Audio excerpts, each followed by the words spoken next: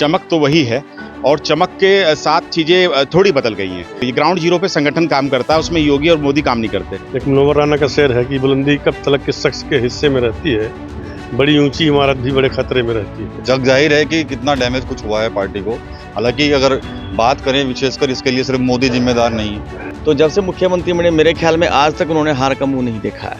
लोकसभा चुनावों के बाद ब्रांड मोदी की वैल्यू कुछ कम हुई है और लगातार देखा जा रहा है कि उपचुनाव में भी भाजपा ने ब्रांड मोदी का इतना इस्तेमाल नहीं किया। आज हमारे साथ पुलिस लाइन में सहारनपुर के वरिष्ठ पत्रकार मौजूद हैं, इनसे बात करेंगे क्या मोदी का अब वो पहले जैसी चमक नहीं रही, क्या इसके आने वाले समय में जो है योगी को भाजपा और ज्यादा प्रमुखता से उभारेगी। इन्हीं सब मुद्दों को लेकर बात करेंगे। सबसे पहले बात करेंगे गौरव मिश्रा जी, क्या कहेंगे इस पर आप? देखिए, मैं आपको बताऊं कि चमक कोई कम नहीं हुई है, चमक तो वही है और चमक के साथ चीजें थोड़ी बदल गई हैं। आप संगठन की बात कीजिए, ग्राउंड जीरो पे संगठन काम करता है, उसमें योगी और मोदी काम नहीं करते। ठीक है, संगठन जब काम नहीं कर रहा, संगठन अगर लापरवाही कर रहा है तो आप सीट हार जाएंगे। तो ग्राउंड जीरो पर किसी भी जगह अगर जहां भाजपा चुनाव हारी है तो वहां पर संगठन हारा है। फिर अगर किसी का मुस्तकबिल तय होता है, ठीक है, जनता को वोट करना होता है, उसमें वोट जनता करेगी, जनता ही इसका फैसला करती है कि जीतेगा कौन। चुनाव है, उपचुनाव को भी आप हल्के मत लीजिए कि उपचुनाव है तो हल्के में जाएगा, नहीं, उसका भी मैसेज जाता है और उससे आने वाले जो विधानसभा चुनाव हो उनका मैसेज बनता है और उनसे उनका एक ग्राउंड बनता है। ठीक है, हमारे साथ हैं उनिंद्र कमल जी, वेस्ट यूपी के बहुत बड़े पत्रकार हैं, आप क्या कहेंगे? देखिए, ऐसा है कि सत्ता जो है वो हमेशा किसी के साथ नहीं रहती। एक मुनव्वर राना का शेर है कि बुलंदी कब तलक किस शख्स के हिस्से में रहती है, बड़ी ऊंची इमारत भी बड़े खतरे में रहती है। तो मोदी ने 2 शासनकाल तो उनका समझिए पूर्ण बहुमत करा सहयोगी दलों के साथ। इस बार उनका प्रभाव मंडल छीड़ हुआ है। दरअसल भारतीय जनता पार्टी ने झूठ की बुनियाद पर राजनीति की है। पूंजीप्रस्त पार्टी है और आम जनता की जो ज़रूरतें हैं, उसकी जो मुश्किलें हैं रोज़मर्रा की, या आप देखिए कि बेरोज़गारी है, महंगाई है, इन तमाम मोर्चों पर इन प्रकार वह फिर प्रधानमंत्री बन गए हैं। हालांकि वो कहते थे कि मैं फ़कीर हूँ और झोला उठा के चल दूंगा। सच्चाई है कि तुम फ़कीर नहीं हो प्रधानमंत्री जी, आप कुर्सी से चिपके रहने वाले हैं।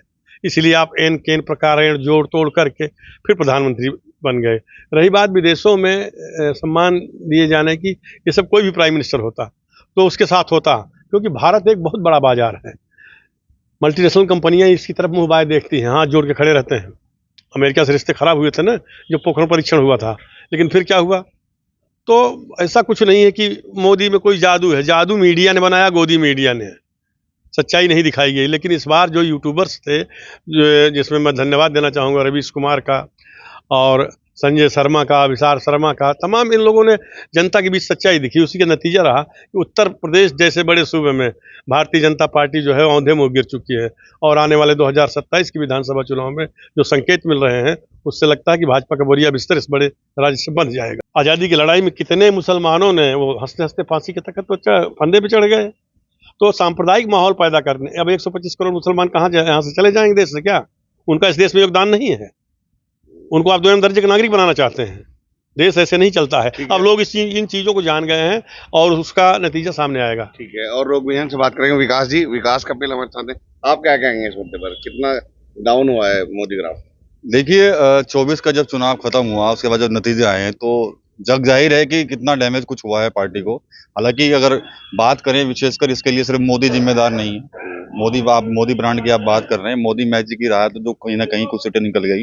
डेवलपमेंट पे बहुत काम हुआ है, जैसे कि बताया गया था कि विदेश में जब प्रधानमंत्री मोदी गए थे तो किस तरह उनका इस्तकबाल वहां पर हुआ है। तो कहीं ना कहीं जो भारत की एक छवि हुआ करती थी, वो छवि लगातार वो अच्छी चीजों में जा रही है, अच्छी चीजों की तरफ वो बढ़ रही है। डाउन होती थी पहले, लेकिन डाउन नहीं है। लेकिन जो ग्राफ की आप अगर बात कर रहे हैं ब्रांड की, उसमें कहीं ना कहीं तो फर्क देखने को मिला है 24 के चुनाव में, और जिसको डैमेज कंट्रोल करना भारतीय जनता पार्टी के लिए बेहद जरूरी है। क्योंकि अगर ऐसा नहीं होता तो 27 का चुनाव नजदीक है। 27 से पहले आप अन्य राज्यों में भी चुनाव है, वहां पर भी देख सकते हैं, यूपी में भी उपचुनाव होने हैं। तो कहीं ना कहीं ये बात सही है कि डैमेज हुआ है, डाउन हुआ है थोड़ा ग्राफ, लेकिन इतना नहीं हुआ है कि जिससे ज्यादा स्थिति जो है वो खराब हो सके। लेकिन चीजें जो है उनमें बदलाव करना होगा, प्लानिंग नई बनानी होगी, रणनीति नई बनानी होगी, ताकि सब चीजों को ठीक किया जा सके। हमारे साथ हैं रामकुमार पंडित जी, अब क्या कहेंगे? यूपी में मोदी का मैजिक चल रहा है या योगी का? देखिए, ऐसा है मशकूर, आपने बात कही मोदी ब्रांडिंग की। मोदी ब्रांडिंग अगर मैं बात करूं, जब से मुख्यमंत्री से अगर मैं शुरुआत करूं प्रधानमंत्री नरेंद्र मोदी जी की, तो जब से मुख्यमंत्री बने मेरे ख्याल में आज तक उन्होंने हार का मुंह नहीं देखा है। तमाम देखिए आरोप प्रत्यारोप सबके ऊपर लगते हैं, हर पार्टी के ऊपर लगते हैं। अगर मैं बात करूं क्या कांग्रेस ने इसमें इस देश को इतना विकास को आगे मोड़ पे ले गए। यहाँ मायावती बहुजन सरकार भी रही है, सपा सरकार भी रही है, लेकिन भारतीय जनता पार्टी के टाइम में हमने जो अपनी पत्रकारिता लाइन में देखा है 15 से 20 सालों के अंदर, ये विद्युत व्यवस्था, ये क्राइम कंट्रोल व्यवस्था, ये सड़कों की व्यवस्था कितनी कंट्रोल हुई है। और ऐसा नहीं है, और मोदी मैजिक पहले भी था और अभी भी है। ये जो क्योंकि सीटें जो कम आई हैं, जैसे इन्होंने नारा दिया था 400 पार का, कम आई है, वो कहीं ना कहीं देखिए संगठन के भी अंदर जो है कुछ ना कुछ आपस में अंतरकलह उनके आपस में हुई है, कार्यकर्ताओं के बीच में हुई है, कुछ मनमुटाव हुए हैं।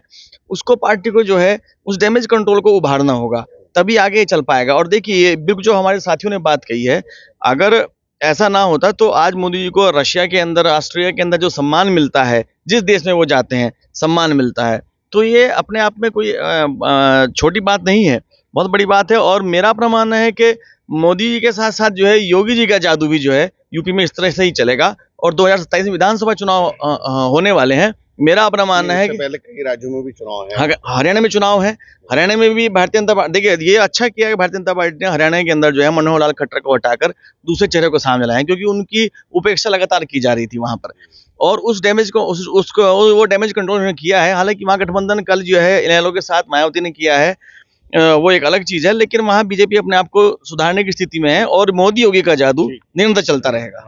हमारे साथ शमीम भाई हैं। शमीम भाई, आप क्या कहेंगे? देखिए बिल्कुल, मैं अगर बात करूं मोदी ब्रांड की, तो मोदी ब्रांड एक अपने आप में बहुत महत्व रखता है। अगर इतनी सीटें भी निकली हैं तो ये मोदी और योगी का ही जादू है।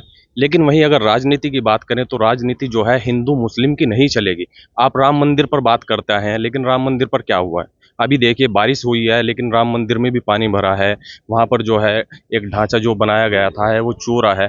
आप लगातार वहाँ पे राम मंदिर की आपने बात करी थी, अयोध्या की सीट भी आप हार गए हैं। तो कहीं ना कहीं आप हिंदू मुस्लिम की अगर राजनीति ही करेंगे तो ये नहीं चलेगा। बहुत से मुद्दे ऐसे हैं कि महंगाई है, बेरोजगारी है, इस पर भी मुद्दा उठाना चाहिए, बात करनी चाहिए। तो मोदी ब्रांड की अगर बात करें, आगे भी चुनाव है जी। ठीक है, आप क्या कहेंगे इस पर?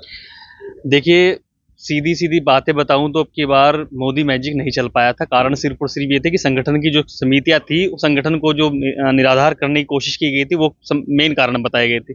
बाकी तीसरी बार की सरकार बनी है तो ऐसा नहीं कह सकते कि मोदी मैजिक नहीं चला था, मोदी मैजिक चला था, मगर जनता ऊब गई थी बार बार से। हमारा सवाल ये है कि जो आगामी जो विधानसभा है, कई विधानसभा चुनाव होने कई राज्यों में, तो उसमें मोदी का इस्तेमाल करना चाहिए भाजपा को, या फिर नए चेहरे सामने?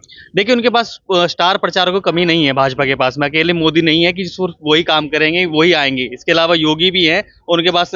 अगर हरियाणा में बात करें, नायब सिंह सैनी बड़ा एग्जाम्पल उन्होंने फिट किया है सैनी समाज का, वो भी एक एग्जाम्पल है। और जो अभी अभी बसपा ने कंट्रीब्यूशन करके वहां पर गठबंधन किया, तो वहां तो निराधार ही निकलेगी। सीधे सीधे तौर पे बताऊंगा कि जो उपचुनाव हो, ये उपचुनाव के बाद में ही फैसला हो पाएगा कि वहां पर क्या होने वाला है इन 10 सीटों पे। उसके बाद 27 के जो चुनाव होंगे वो बात की बात है फिलहाल। ये थे सहारनपुर के सीनियर जर्नलिस्ट। इनका सबका कहना है कि मोदी का ग्राफ तो जरूर गिरा है, लेकिन कहीं ना कहीं अभी भी मोदी जो हैं वो एक बहुत बड़ी शख्सियत है भारतीय जनता पार्टी के लिए, देश के लिए। शेष यूपी के लिए सहारनपुर से सैयद मशकूर।